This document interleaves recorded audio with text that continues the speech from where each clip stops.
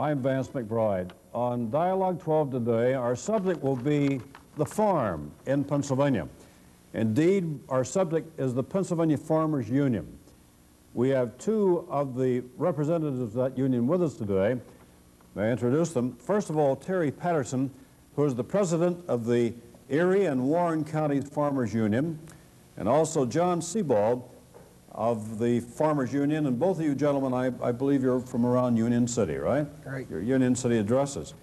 All right, Terry, you're the president of the Erie-Warren County Farmers Union. First of all, how many members do you have in that two-county area?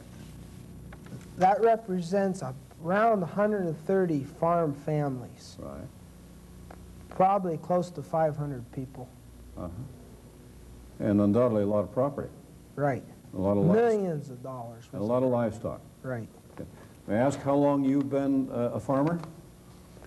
All my life. Was your father a farmer? Yes. All right. And my grandfather. And your grandfather.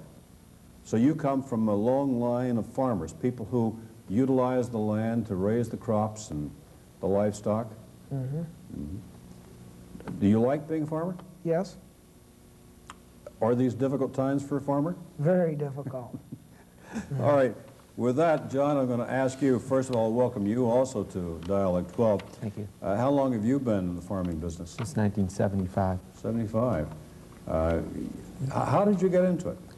Well, we originally moved out from Erie and purchased a dairy farm and just began into the dairying slowly and eventually transferred over into dairy farming. And you are now a dairy farmer? Yes. How many head of we cattle? have about 71 head. 71 head. Mm-hmm. Good. Terry, are you a dairy farmer or are you a different type farmer? What are you? We're dairy farmers. You're both dairy farmers. Okay, good. Now, I know you have something to talk about here today, and you sort of have a program, John, in which you'd like to present. We have a series of slides we'll be using. First of all, we have a diagram which shows where the tax dollars are spent. So if we will take that, why don't you tell us what's happening with the farmer and income. So here's that one shot. There we have the tax dollar, the wheel, the pie, so to speak. So go ahead, John. Well, since 1980, the forces that control agriculture have implemented farm policy that are designed to push for free world trade policies.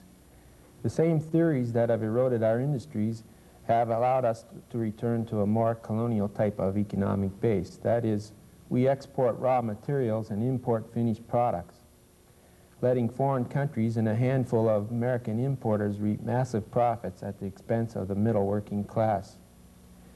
At the first glance, the idea seems to have merit, but under close analysis, many problems appear just under the surface. Most notably is that no other country in the world operates with a similar program. They have taken great pains to protect their own people first. And we can see this directly in the burgeoning deficits in our balance of trade. On top of this, the government has undertaken a massive military buildup financed with borrowed monies. A full 55% of the tax dollar goes to finance a military buildup. To justify this, they continually argue that other programs such as welfare programs, Medicare, educational, transportation, food and nutrition, and especially agricultural programs are responsible for the deficit. The problems that we face as middle-class citizens are caused by poor choice of priorities by our government, as indicated in the spending.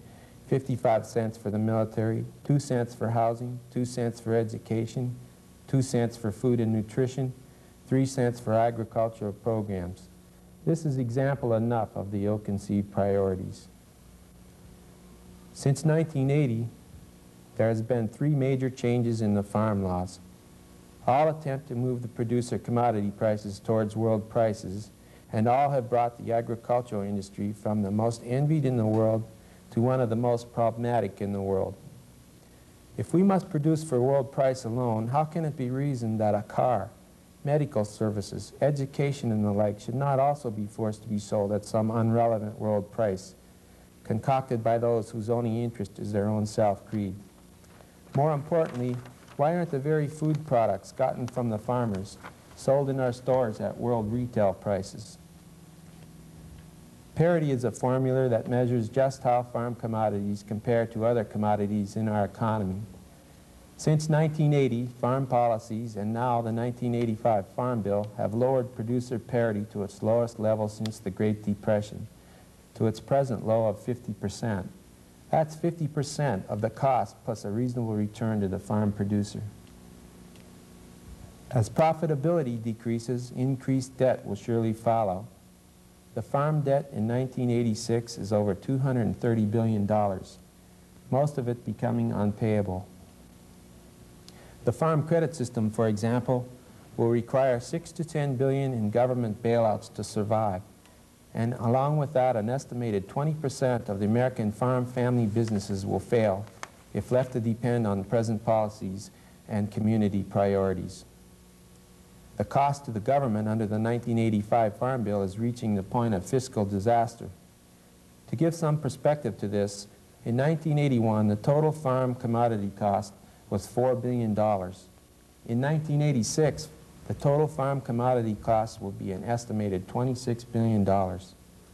All the while, family farm producers feel no benefits from these expenditures and continue to fall farther from the mainstream economy. For milk, the current price level is $11.35 minus a 25-cent support fee. On October 1987, the price is scheduled to drop to $11.10. Then, on January 1st, 1988, the support price is scheduled to drop to $10.60 per hundredweight. This alone, with equal drops in nearly all other commodities, will cause a downward economic spiral that nearly every family farmer will feel. Also, if the Graham-Rudman cuts takes effect this year, 8% would be cut from the 1985 Farm Bill support targets, a cut of nearly $1 to $1.25 per hundredweight, bringing the price down to $9.60 a hundredweight at the 1st of January. If corporate control of the food chain is allowed to expand to the production level, the stage will be set for skyrocketing food prices, irreversible ecological damage, and financial, political, social disaster that comes from absentee owner tenement farm agricultural systems. There is an alternative that's achievable if the support from family farmers and urban Americans can be achieved. The lack of empowerment among the people in the communities throughout America has caused the economic and social decay prevalent in the countryside today. But there is little purpose in ideas that no one hears or in a debate that no one participates. The concept behind the Save the Family Farm Act is supply management. To manage the amount of commodity production so as to maintain a reasonable return to the producers, similar to a minimum wage. The most immediately relieved would be the government costs, which under the 1985 Farm Bill are estimated to be in excess of $26 billion. Under the Save the Family Farm Act, the estimated cost would be about $1 billion. It would be accomplished by eliminating subsidy payments to farmers, by raising prices to producers, targeting family farmers especially, initiating supply management program which will allow farmers to produce for markets rather than for the government, and it would have to be producer approval by referendum vote.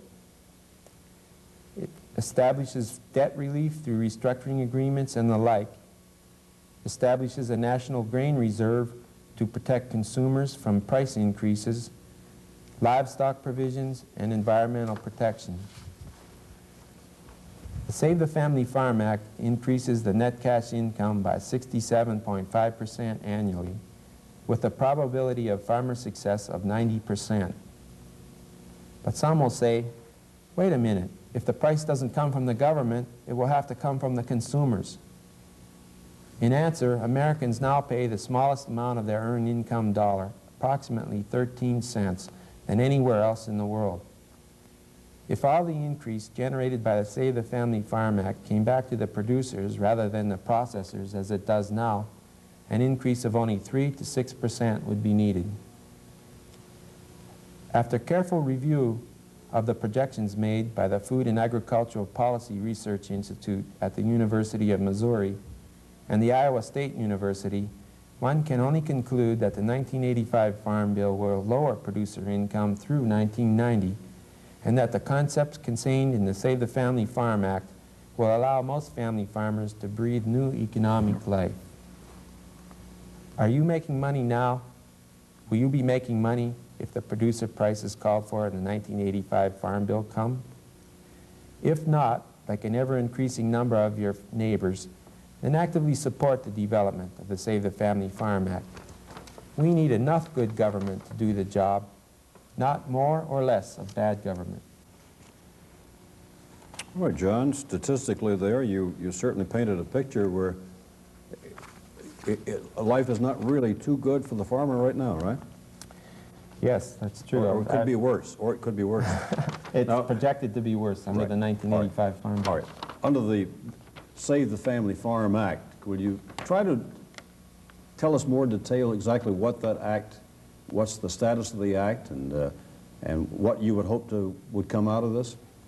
Yes, the status of the act presently is it's still under development. It differs from the 1985 Farm Bill in that the 1985 Farm Bill is presently law. And the Save the Family Farm Act is being developed by farmers, for farmers.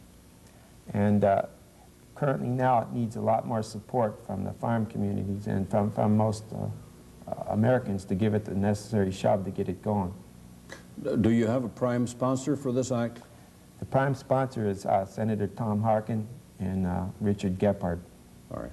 Gephardt of Indiana? Yes. Right. All right. Realistically, do they think they can get such an act through Congress? If things would gel right, they think that it probably could be gotten through in that it's the only other proposal out there other than the 1985 Farm Bill. Mm-hmm. And while the 1985 Farm Bill is bankrupting farmers, it's also bankrupting the government at the same time. So they feel that the double pressure may come together and allow it to be passed. They have to do something. They can't go along and pretend the problem doesn't exist any longer. Congressman Gephardt and a few others feel something must be done to reverse the situation. Is that it? Yes. And this is the vehicle, this is the bill in which they think they can do just that? Yes, this is the only alternative bill that's out there. Well, what is the status now? Is it in committee? Is it on the board, or is it just in the thinking stage? It's in committee, and it's fairly well developed at the present time. But it has to be. Well, certainly it has to be orchestrated, and the Congress has to act favorably on it if it's going to become law. Yes, they're waiting for the right time. The right time. Well, that's, you know, in politics, timing is very important. Let us say that this bill, generally speaking, the way it's drawn up now, if it were passed by the Congress, how advantageous would it be for you and your fellow farmers? Would it be a good bill, one that would really save your farms? Yes, I really believe it would, because the only problem we have down on the farm right now that we can't solve is controlled by external sources, the powers that be. And it's a bill that would solve the problem of not having enough money to operate. The parity figures that we talked about before, at 50% parity, we're only expecting a return of 50% of the cost plus 50% of return on our equity. Mm-hmm. And as you know from operating a television station, you can't get too far if you're only paying 50% of your bills. No, you certainly can't. Not for a long time you can't anyway. And that's the crux of the problem. Basically, what's happening right now is farmers are living on their equity. Mm-hmm. They're living on the past.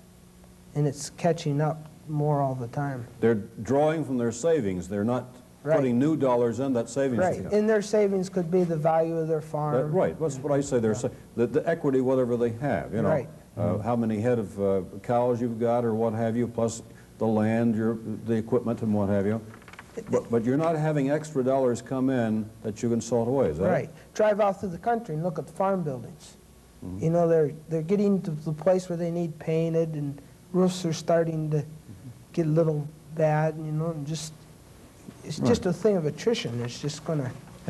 All right. Well, go ahead, John. Well, as you know, in our system of government, the wheel that squeaks the most gets the most grease. And If you look at some of the profits, for example, of Cargill Grain, their profits have increased by 66%, while in Midwestern United States, a lot of the farm families have gone bankrupt.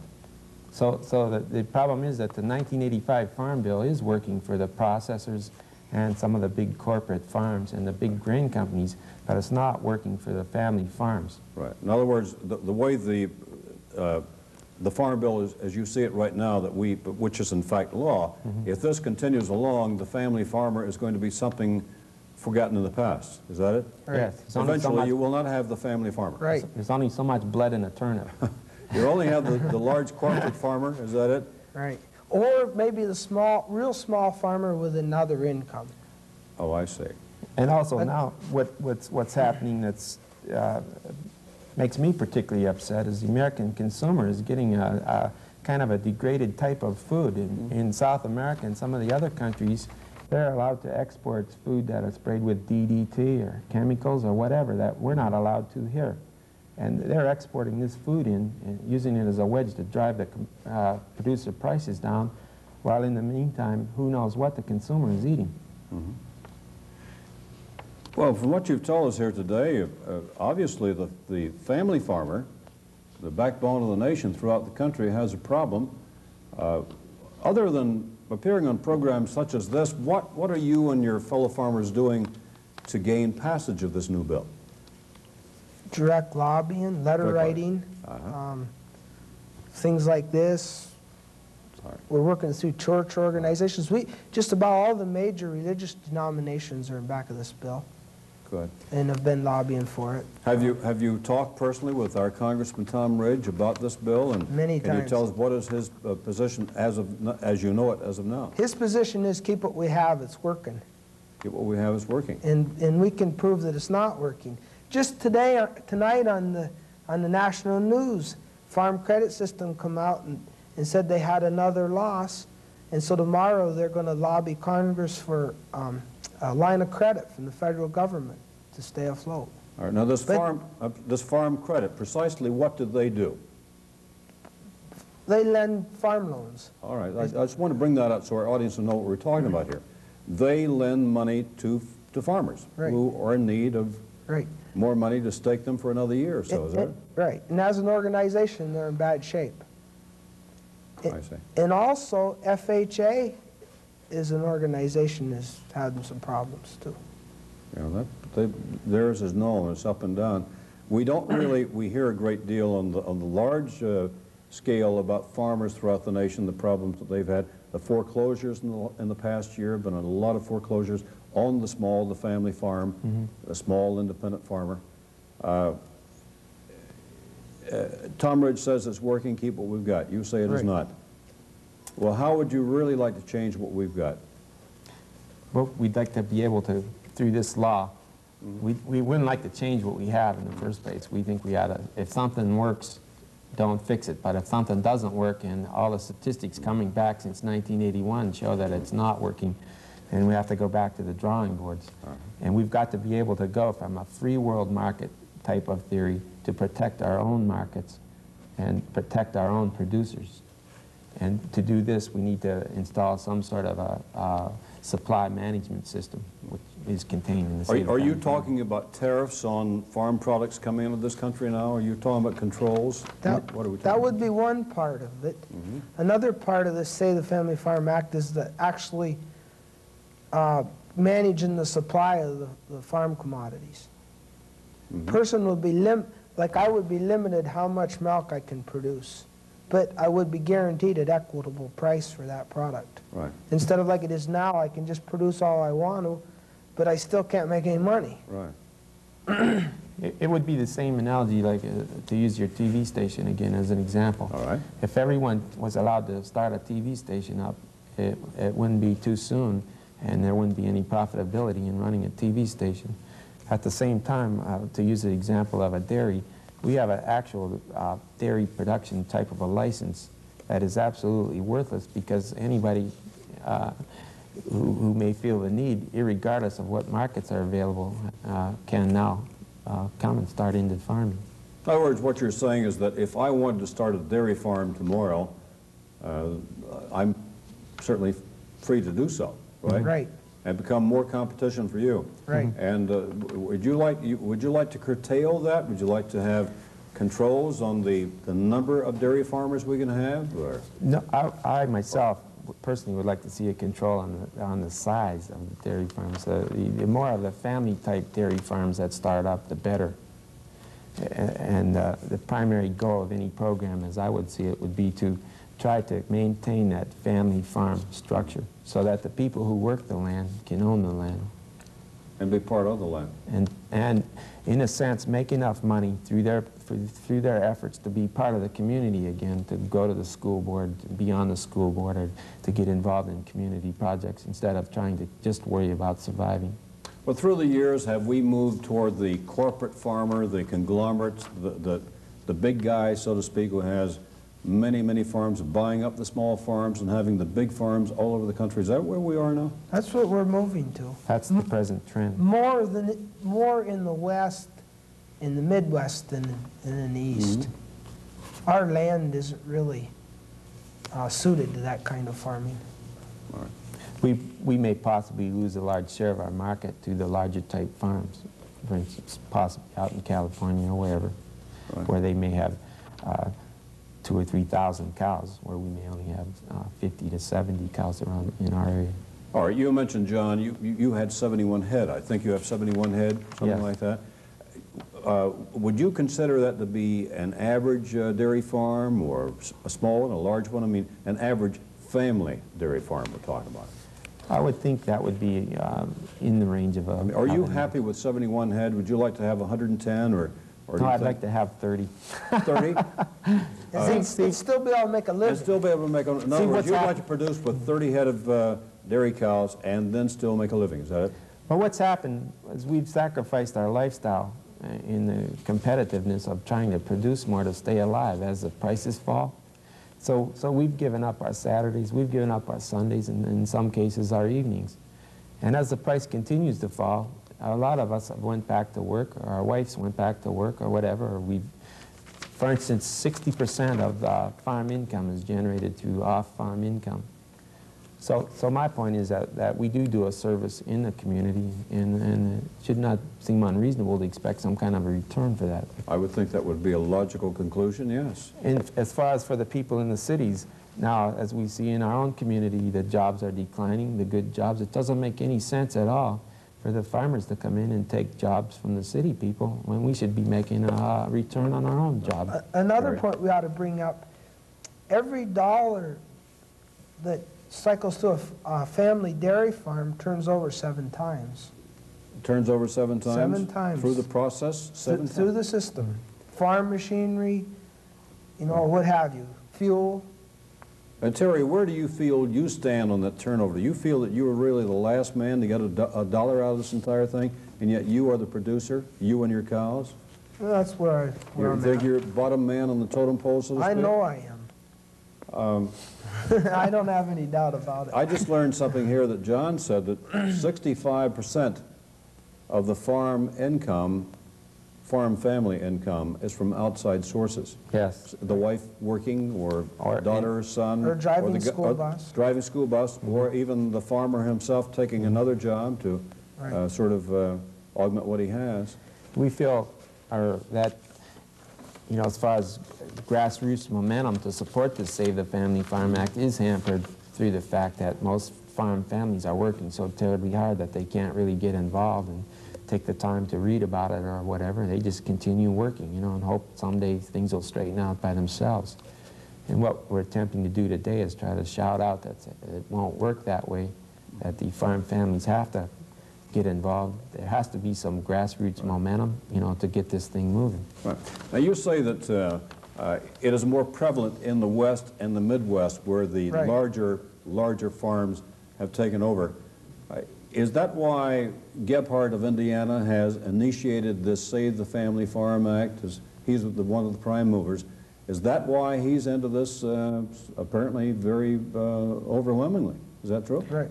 I think so. They're a little further ahead in their downward economic spiral. You know, we're just beginning to do that. And I think one reason why we don't feel the pinch so much around here as they do is there isn't a town for miles around out there. here, if we get a little tight, we can get some off-farm income. And I think that's why you don't see near the crisis. Right. But if you look at family lifestyle and return on investment and things like that, you can see that we're heavily into the problem. And the storm, I think, is moving this way. Of course, you need cows, but you need equipment. You need everything else to go along with it. Yes. We don't want to attempt to be complaining or crying. We just want people to get more motivated, you know. We've got a right to something in our economy, and we shouldn't have to work 2 or 3 jobs to get it. If we're farmers, we should make our income from the farm. Right. Because you're presenting farm product to the people. Yes, we're delivering the product. Certainly we're the wealthiest nation in the world when it comes to producing so much per acre per land. Yes. We outproduce everyone. And we shouldn't have to bend so far to make our income. But I feel very strongly that if the farm people wanted this type of program, they could have it. All it would take would them to get involved, make up their mind, let their legislators know this is what we need, we require this. Right. You can't solve your problem by telling a cow or bitching to your neighbors. No, right. You've got to work within the system. We have just a couple of moments remaining here today. I know you're talking about the Save the Farm Act. Can I ask you, what about, that's the national scene, what about on the state level? The state of Pennsylvania, are you happy with the way things are going as far as being dairy farmers, or do you find stumbling blocks on the state level for you also? Not too many, because our prices in most regulations and that sort of thing that's on a federal. In the dairy industry, there's very little that the state really does that regulates the dairy industry, except they set a minimum price for retail milk. All right. I think that for the size of our agricultural system in Pennsylvania, that it's just a shame that we don't have anybody in the Senate or the Congress to represent us there. There's no one on the agricultural committees or anything. And I think that we're the #1 industry now in Pennsylvania, and we really don't get the representation that we deserve, I don't feel. Well, gentlemen, I've learned something about your problem here on the farm nationwide, and also this Save the Farm Act. All I can say to you is stick to your guns and make everyone aware of what problems you are faced with and the possible solutions to your problems. Thank you, Terry, for being our guest today, and also, John, thank you for being our guest. And thank you. I wish you well, because I think we need the local farmer, and I hope we keep them. Thanks a lot. Thank you. We're talking about the farm situation. Perhaps you have a view. If so, speak with your friendly farmer and let him know where you stand. Maybe you can support him. Vance McBride, good afternoon.